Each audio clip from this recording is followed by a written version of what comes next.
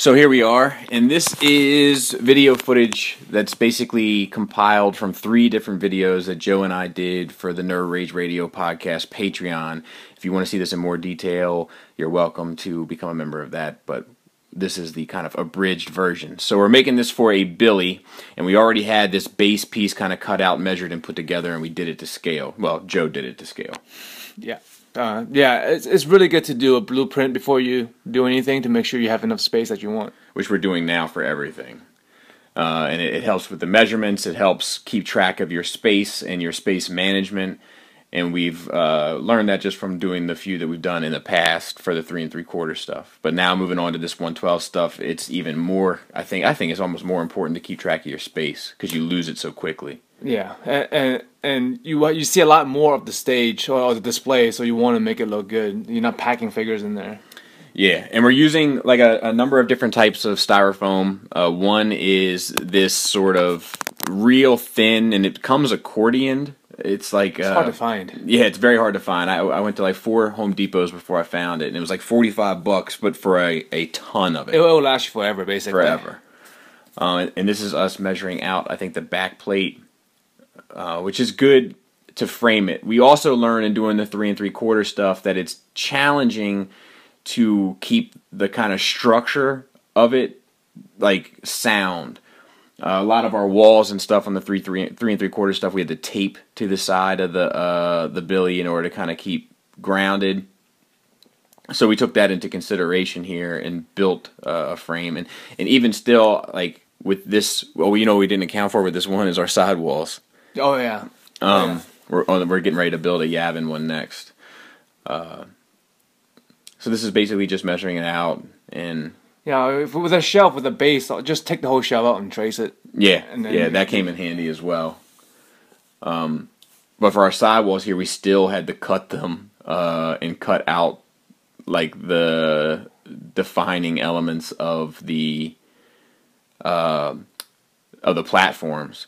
Which I think probably with this Yavin one, we should just cut out the walls and then use the things to keep the walls standing straight up. Yeah, having columns and stuff on the side really helps with this. Yeah, with that one. Yeah, with the one we just did.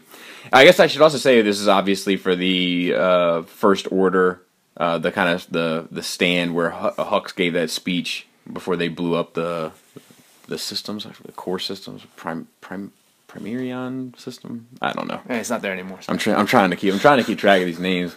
Like these names just aren't sticking like the old ones. Like you're getting old. I know. Takadana, I remember. And Jakku. That's a wild name, ain't it? Yeah. Takadana and Jakku, I think are the only 2. I think I know a Takadana. You probably do. I know a Capadonna. He's from Wu-Tang Clan.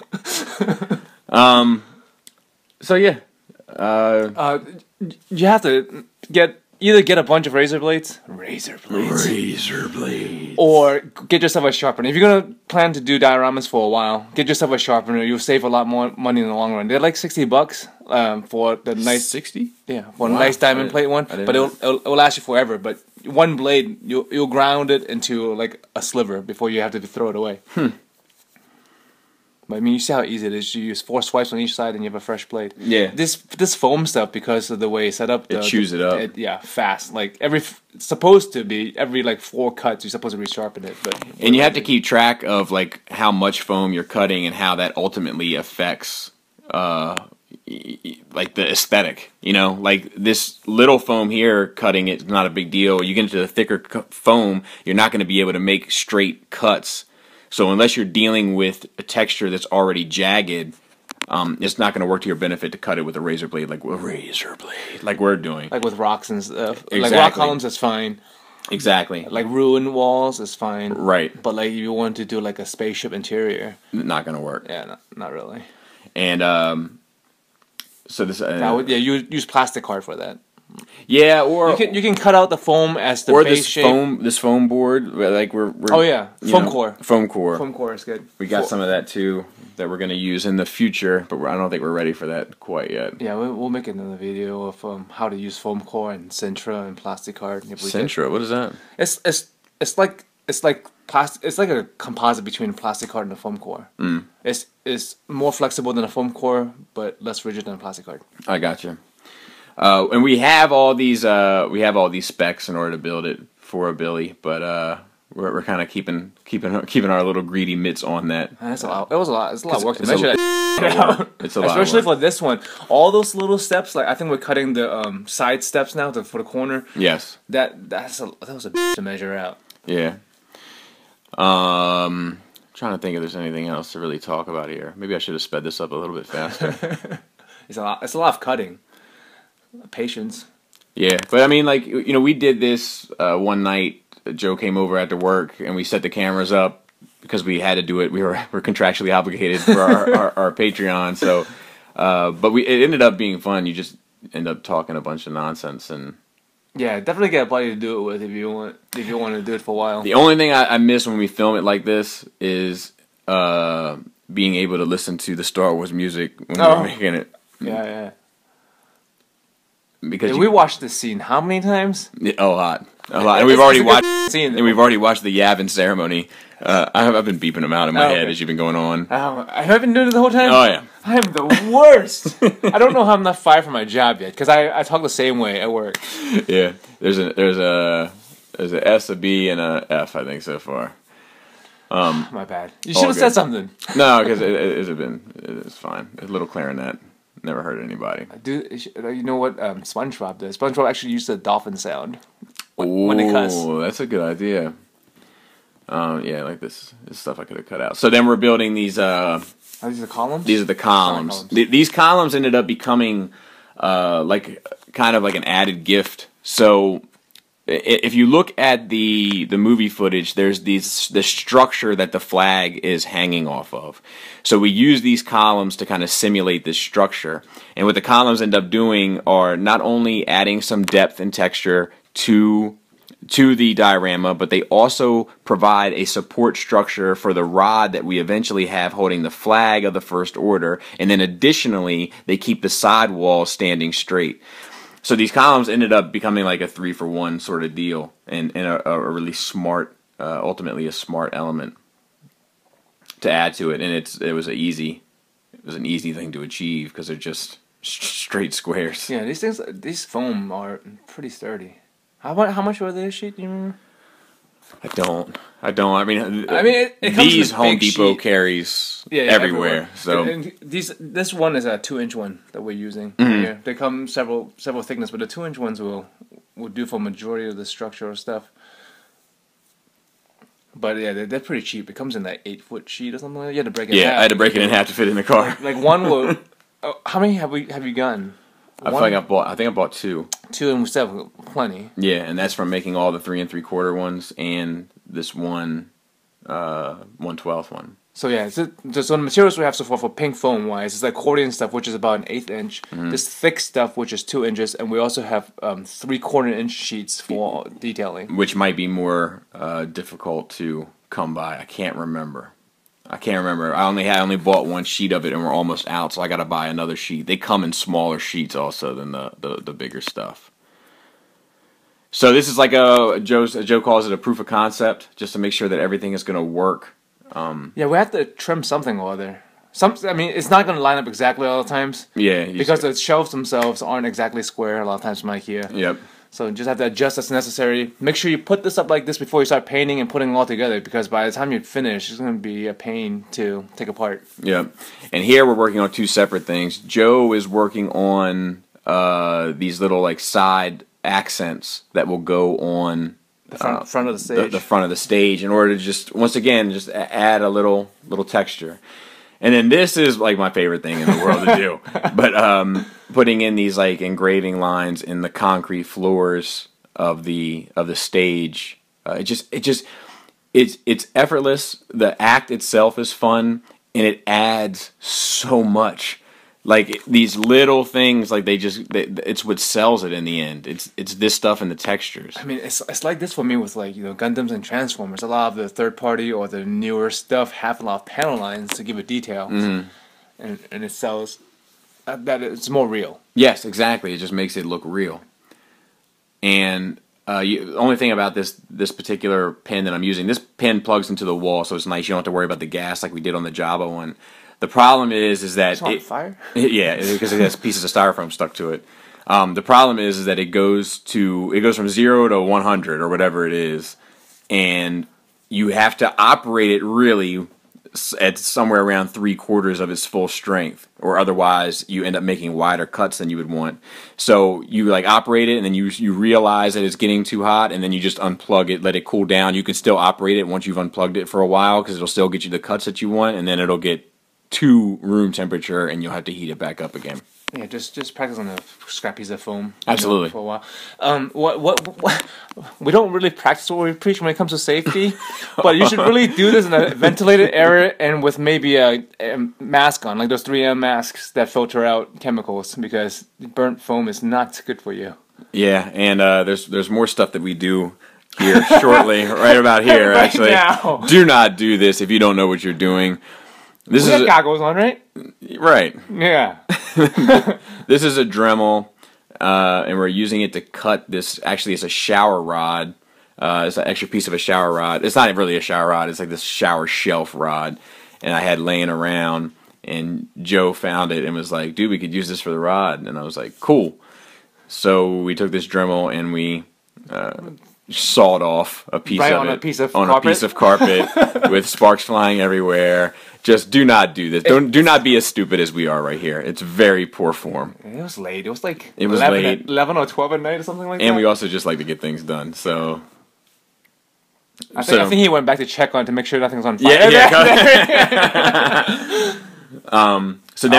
So then Joe found this shirt on Etsy. It's like a red shirt with the first order symbol on it, and I bought it, and then we cut it up in order to make the flag. That was like just sort of a luck of the draw thing, because we really didn't know what we were going to do in order to get the flag. It's much better than trying to paint it on. Definitely. This looks professionally done. So. And the red isn't as dark as I would like it to be, but it's not distractingly off either. And on the shelf it's darker. Anyway. Yes, agreed.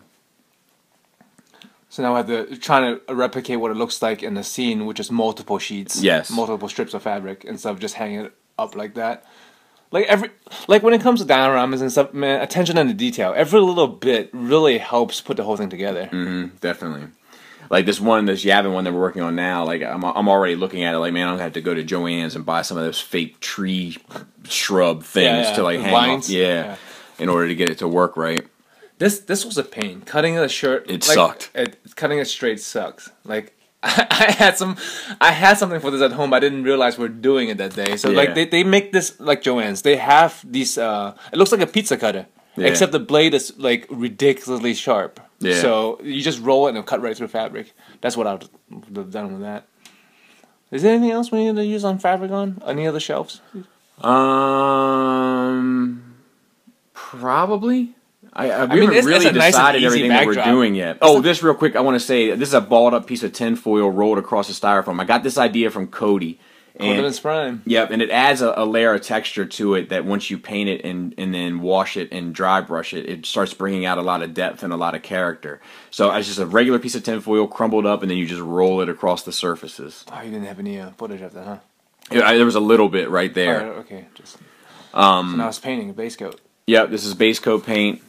And it doesn't. You don't have to worry. My kids just got home. You don't have to worry about like covering it with a real rich coat, because you're gonna wash it and then you're gonna dry brush it again. So like I could still see some of the pink coming through. And this is Joe working on those front tidbits and adding those little side pieces, which I initially didn't even really consider, but they really do sell it in the end. Yeah, they had, looking at the reference material, they had it, and it also helped hides the like imperfections on the sides, like the gaps. Definitely. And then this is the wash. This is really just it's a dark gray black mix of paint mixed with a ton of water that I made my own wash. Well, what particular brand of paint do you use? Do you have whenever they have it, like it's the same stuff they have at like at Walmart and just water-based acrylic, right? Yeah. So it's at Walmart, it's at Michael's, it's everywhere. It's like $1 a tube. Dry brushing is when you take your paintbrush, get some paint on it, wipe most of it off, and then use the remnants of it on the brush to kind of hit the high notes of your piece. Helps bring out your highlights naturally, and it hides the shadows. Exactly. You can see it bringing out the details. Yep. Yeah, it's like basically powdering almost. It's like really dry, like almost no paint on the brush. I did 2 layers of highlights. I think I only showed one in this video. One was like a 1 shade lighter gray, and then the second one was it was like a brown gray mix but a brighter shade of gray as well. But what that ultimately does is it adds, like, it obviously intensifies the highlights, but in addition to that, it also, with the brown mixed in, it gives it a little bit of a dirty feel, which ends up selling it a bit, I think.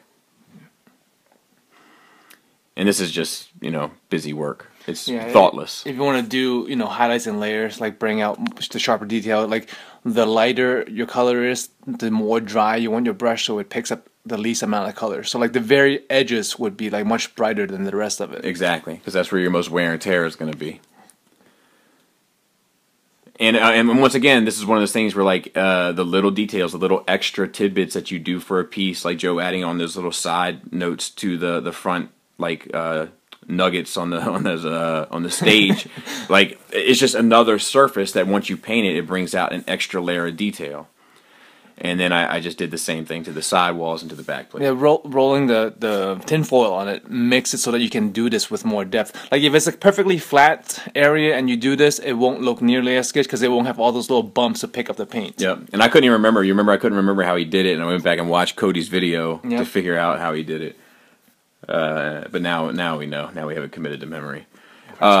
This was the most tedious kind of thing. It's the coolest part. I like this Yeah, part. it sells. Unfortunately, you don't get to see it because the shelf is up too high. But I taped off. I was there. Yeah, and it has these black stripes. And then I washed them, and then I'm not sure. And then I taped off these parts to do these little red accents that are on the display as well, that are in the movie accurate or whatever. The problem with this... It really makes it pop. It does. When you're done with it. It does. The problem with this is that I washed the gray because I didn't think it was dark enough, and I don't think it was. I think I needed to wash it. But because of the wash, I don't advise washing it. Just use a black. Because the wash, it got underneath the tape. Oh, seeped out. So you'll see here, after I finish washing it and letting it dry and all that, I take it off the tape, and it's everywhere. So I got to re-tape the parts that I painted and then re-dry brush the parts that got the wash on it to help bring that layer back up level-wise in order to clean up the lines. Exactly.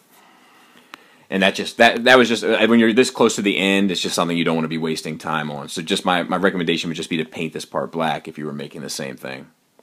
I mean, eventually, look at that. Yeah, you see the wash, how it got out? Yeah. So then I taped off the black and taped off, obviously, the red stuff.